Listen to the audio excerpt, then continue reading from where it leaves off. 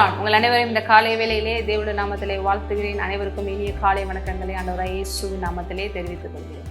அன்புடன் அப்பா, அந்த நிகழ்ச்சி வாயிலாக அனுதினமும் தேவனுடைய வார்த்தையை வழங்க தேவன் கிருபை செய்து வருகிறார். தேவனுக்கு மாத்திரமே மகிமை உண்டாகட்டும். ஹல்லேலூயா. பாருங்க, தேவன் உங்களை அழைத்திருக்கிறார்.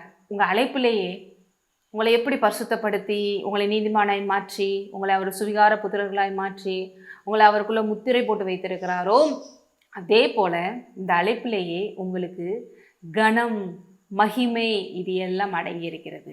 ஆகவே நீங்கள் நான் நல்லா இருந்துருவேனா, என் பேர் 4 பேருக்கு முன்னாடி சிறந்திருக்குமா, எனக்கு ஒரு கனமான வாழ்க்கை இருக்குமா, நான் என் குடும்பம் 4 பேருக்கு முன்னாடி ஒரு உயர்வான வாழ்க்கை வாழ்வோமா, ஒரு ஆசீர்வதிக்கப்பட்டு ஒரு புகழ்ச்சியாக இருப்போமான்னு கவலையே பட வேண்டாம். நீங்கள் தேவனால் அப்படி அழைக்கப்பட்டிருக்கிறீர்கள் என்றால் அந்த அழைப்பிலேயே இது இருக்கிறது. வாசிக்கலாம். ரோமர் 8:30.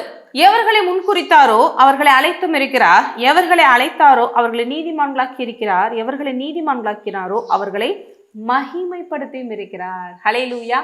நாம் அழைக்கப்பட்டிருக்கிறோம், முன்குறிக்கப்பட்டு இருக்கிறோம், நாம் நீதிமானாக்கப்பட்டு இருக்கிறோம், நாம் மகிமைப்படுத்தப்பட்டு இருக்கிறோம்.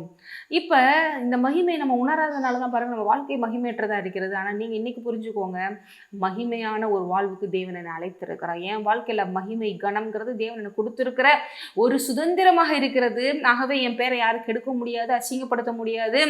என் வாழ்க்கையில் அசிங்கம் அவமானம் என்னை ஒன்றுமில்லாமல் பண்ணிடுமோ நினைக்காதீங்க. இருக்க நீங்கள் இன்னும் பேரோடும் புகழோடும் மகிமையோடும் கனத்தோடும் தான் இருப்பீங்க. அதுதான் தேவன் நமக்கு கொடுத்துருக்கிற ஒன்று. அதனால தான் இவ்வளோ பெரிய மகிமையான விஷயத்துக்கு முன்னால் தான் இந்த உலகத்தில் நடக்கிற சின்ன சின்ன விஷயங்கள் எல்லாம் பெருசாக எடுத்துக்கிறாதீங்க அப்படின்னு சொல்கிறது. இக்காலத்து பாடுகள் இனி வெளிப்பட போகிற மகிமைக்கு ஒப்பானவைகள் அல்லவே. அப்படின்னா இந்த உலகத்திலையும் நமக்கு மகிமை இருக்குது, இனியும் தேவனோட நித்தியமாக பெரிய ஒரு மகிமைக்குள்ளே பிரவேசிக்க போகிறோம். அதற்கு முன்பாக அதை தடுக்க, அதை கெடுக்க, அதிலிருந்து நம்மளை பிரிக்க 1000 விஷயங்கள் நடந்தாலும் பாடுகள் வந்தாலும் அதை பெருசாக எடுத்துக்கிறாதீங்க.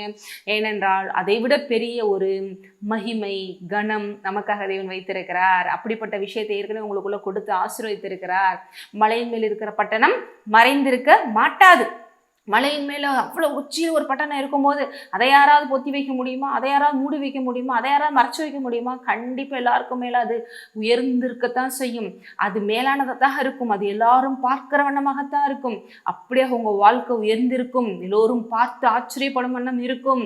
நீங்கள் பேரோடு புகழோடு இருப்பது உறுதி. தேவனே அதை நமக்கு தருகிறார். அதனால தான் ஒரு வசனம் வருகிறது 1 நாளாகமம்ல 29 பாருங்க, 12.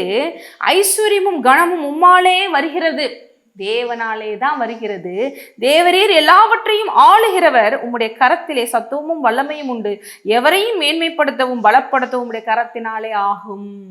இப்பேற்பட்ட கரம் இன்னைக்கு நம்மோடு இருக்கிறது. இப்பேற்பட்ட தேவன் இன்னைக்கு நம்மளோட இருக்கிறார். இப்பேற்பட்டவர் தான் உங்களை அழைத்திருக்கிறார். அப்போ எப்படி உங்களுக்கு ஐஸ்வர்யம் கனம் மகிமையெல்லாம் இல்லாமல் போகும்? ஆகவே இந்த வாழ்க்கை அப்படிதான் நமக்கு கொடுத்திருக்கிறார். நான் மகிமையான வாழ்க்கையை வாழ்ந்து முடிப்பேன், நான் கனமான வாழ்க்கையை வாழ்ந்து முடிப்பேன், அதுவே தேவன் எனக்கு கொடுத்திருக்கிறது என்று சொல்லுங்க. அதுக்கு ஆப்போசிட்டாக நெகட்டிவாக இப்படி நடந்துருமோ அப்படி நடந்துருமோ அப்படின்னு ஒரு நாள் நினைக்காதீங்க. அதெல்லாம் பிசாசினுடைய போய். நாம் ஆசீர்வதிக்கப்பட்ட ஆசீர்வாதமாக இருப்போம். ஆமென். நாம் மேலானவர்கள், நாம் கனமானவர்கள், இதே சொல்லிக்கொண்டே இருங்க. தேவன் அவர் கரத்திலிருந்து அதை நம்ம கொடுத்திருக்கிறார், அதை யாராலும் பறிக்க முடியாது. ஜெபிப்போம். ஸ்தோத்திரம் தகப்பனே. உம்முடைய கரத்திலிருந்து அப்பா ஐஸ்வர்யம் கனம் மகிமை வருகிறதே, உமக்கு நன்றி.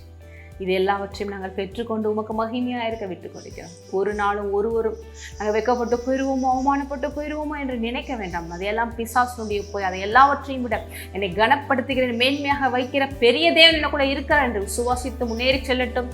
ஆசீர்வதிக்கப்படட்டும். இயேசு நாமத்திலே ஆமென். ஆசீர்வதிக்கப்பட்டவர்.